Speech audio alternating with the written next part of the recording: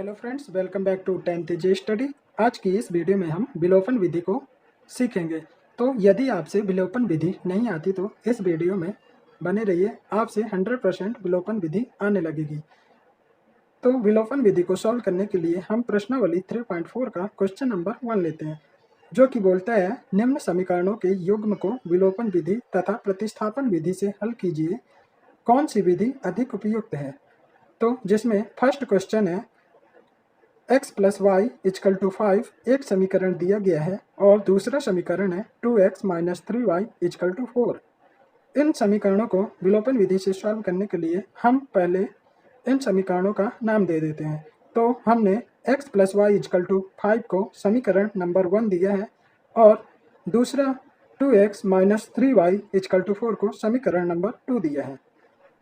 अब इन समीकरणों में से हमें या तो x के मान को हटाना है या y के मान को हटाना है। तो यदि हमें x के मानों को हटाना है तो आप समीकरण नंबर 1 के x का जो गुणांक है उसका गुणा समीकरण नंबर 2 में कर दीजिए और जो समीकरण 2 के x का गुणांक है उसे समीकरण 1 में गुणा कर दीजिए। तो इधर पे समीकरण नंबर 1 में x का जो गुणांक है वह 1 है, तो हम इसका गुणा समीकरण नंबर 2 में कर देंगे और जो समीकरण नंबर 2 का x का गुणांक है वह 2 है, तो 2 का गुणा हम समीकरण नंबर 1 में कर देंगे। यदि आप y को हटाना चाहते हैं तो इसी तरह की सेम प्रोसीजर को अपनाएंगे। जब हम समीकरण नंबर 1 में 2 का मल्टीप्लाई करते हैं तो हमें 2x plus 2y is equal to 10 मिलता है। ध्यान रखिए 2 का गुणा इजकल के दोनों साइड में होगा और जब हम समीकरण नंबर 2 में 1 का गुणा करते हैं तो सेम तरह का समीकरण हमें मिल जाता है, जो कि होगा 2x minus 3y is equal to 4। अब इन्हें आप इस तरह से लिख लीजिए। अब इनका हमें चिन्ह को चेंज करना है। तो चिन्ह को चेंज करने के लिए अब हम नीचे वाले समीकरण में देखते हैं कि 2x जो है वह प्लस है, तो हम इसे माइनस कर देंगे और आगे माइनस 3y दिया है तो इस माइनस को हम प्लस कर देंगे और इजकल के आगे 4 दिया है तो हम इसे इधर पे ध्यान दीजिए, यदि कोई चिन्ह नहीं दिया गया तो इधर पे प्लस होगा, तो इस प्लस को हमें माइनस कर देना है। अब इन दोनों समीकरण को हमें जोड़ना है। तो जोड़ने पे हम ये देखेंगे कि 2x से माइनस 2x कट जाएगा और हमें 0 मिलेगा और जब हम 2y को 3y से ऐड करेंगे तो 5y मिलेगा और जब हम 10 से माइनस 4 को घटाएंगे तब हमें 6 मिलेगा। तब हमें टोटल 5y इजकल टू 6 मिल जाता है। अब यदि हमें y का मान निकालना है तो इस y के मान को हमें निकालने के लिए 5 का पक्षांतर इजकल के दूसरी ओर करना पड़ेगा। तो जब हम पक्षांतर करते हैं तो y का मान हमें 6/5 मिल जाता है। आप देख सकते हैं कि इस तरह से हमें y का मान मिल गया है। इस y का मान अब हमें या तो समीकरण नंबर 1 में रख देना है या 2 में रख देना है, जिससे हमें x का मान मिल जाएगा।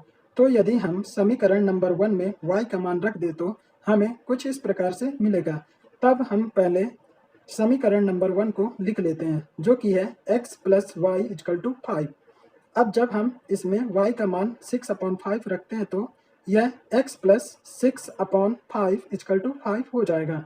अब हमें x का मान निकालना है तो 6/5 को पक्षांतर द्वारा इजकल के दूसरे साइड में ले जाना होगा, तब यह हो जाएगा x इजकल टू 5 माइनस 6/5। अब जब इसको सॉल्व करेंगे तब हमें x इजकल टू 25 माइनस 6/5 मिलेगा और जब हम इसे आगे सॉल्व करेंगे तब 25 में से 6 जाएगा तो हमें 19 मिलेगा, तब यह x का मान 19/5 मिल जाएगा। इस तरह से हमें x और y के मान मिल गए हैं। यही हमारा सॉल्यूशन है। अब इसी क्वेश्चन को यदि हम प्रतिस्थापन विधि से सॉल्व करें तब तो पहला स्टेप यह है कि इन समीकरणों का हम नाम दे देते हैं।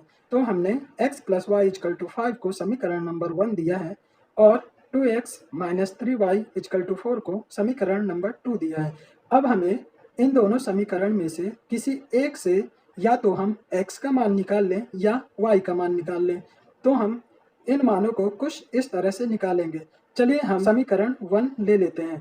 तो हम पहले समीकरण को लिख लेंगे x plus y is equal to 5। अब हम इनमें से y का मान निकालेंगे।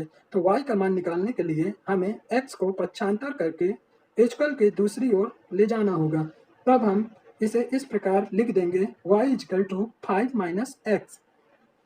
अब इस y के मान को हमें समीकरण 2 में रखना है। तो समीकरण 2 को हम इस तरह से लिख लेंगे 2x minus 3y is equal to 4। अब इसमें y का मान जब हम रखेंगे तब यह समीकरण कुछ इस तरह से हो जाएगा 2x माइनस 3 ब्रैकेट के अंदर 5 माइनस एक्स इजकल टू 4। अब जब हम माइनस 3 का गुणा ब्रैकेट के अंदर करेंगे तब समीकरण हो जाएगा 2x minus 15 plus 3x is equal to 4। Minus 3 और माइनस एक्स का गुणा होके यह प्लस 3x हो जाएगा। अब इधर पे हम x का मान निकाल लेंगे। तो हम 2x और 3x को ऐड कर देंगे तब यह 5x हो जाएगा और माइनस 15 को पक्षांतर करके इजकल की दूसरी ओर ले जाएंगे तब यह इस प्रकार हो जाएगा 5x इजकल टू 19।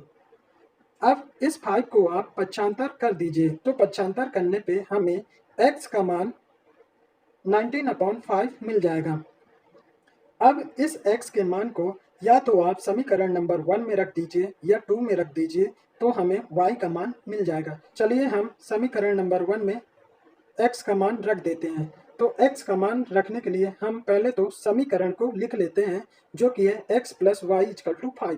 अब इस समीकरण में हम x का मान 19/5 रख देंगे तब यह हो जाएगा 19/5 प्लस वाई इजकल टू 5। अब 19/5 को पक्षांतर कर दीजिए तब यह y इजकल टू 5 माइनस 19/5 हो जाएगा। अब जब इसे आगे सॉल्व करेंगे तब यह y इजकल टू 25 माइनस 19/5 मिलेगा। अब जब इसे और आगे सॉल्व करते हैं तो y इजकल टू 6/5 मिलेगा। तो हमें इस तरह से y का मान मिल चुका है और आप देख सकते हैं कि हमें दोनों विधियों द्वारा जो x और y के मान मिले हैं वह सेम है।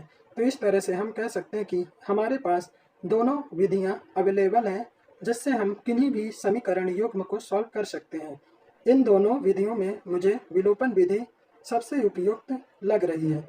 आपको जो भी विधि उपयुक्त लगी है कमेंट करके ज़रूर बताएं।